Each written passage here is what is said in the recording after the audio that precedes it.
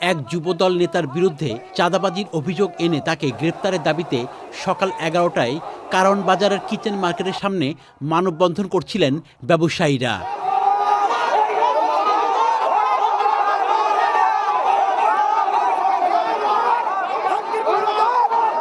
হঠাৎ করেই বেলা 11:30টার দিকে মানববন্ধনে ধাওয়া দিয়ে হামলা চালায় দুর্বৃত্তরা। পরে মানববন্ধনে থাকা ব্যবসায়ীরা পাল্টা ধাওয়া দিলে তারা সরে যায়।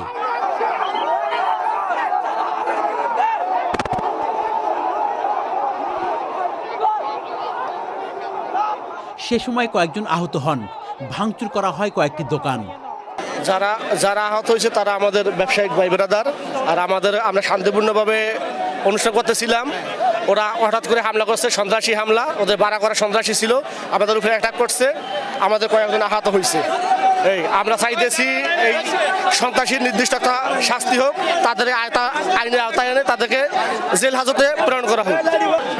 যুবদলের আহ্বায়ক ছিল, আগে তেজগাঁথার আহ্বায়ক ছিল, তো এরপরে বহিষ্কৃত হয়েছে। এরপরে আবার তার ধরন আরো বাইরে গেছে। এই চাঁদার জন্য সে বহিষ্কৃত হয়েছে।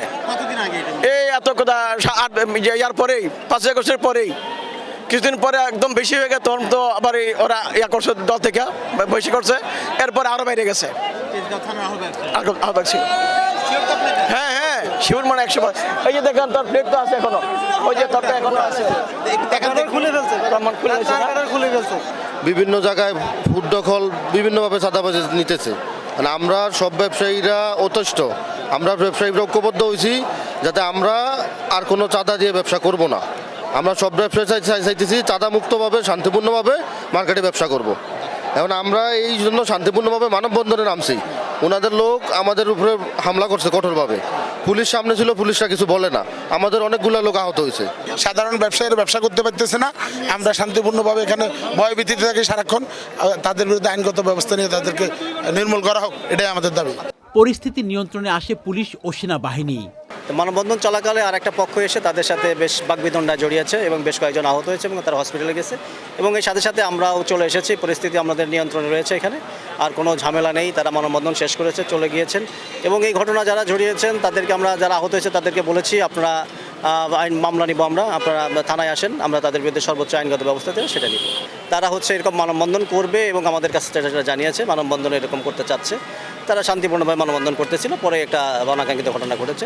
আমরা এটা সর্বোচ্চ আইনগত ব্যবস্থা সেটা নিব। বেলা 12টার দিকে পরিস্থিতি শান্ত হয়।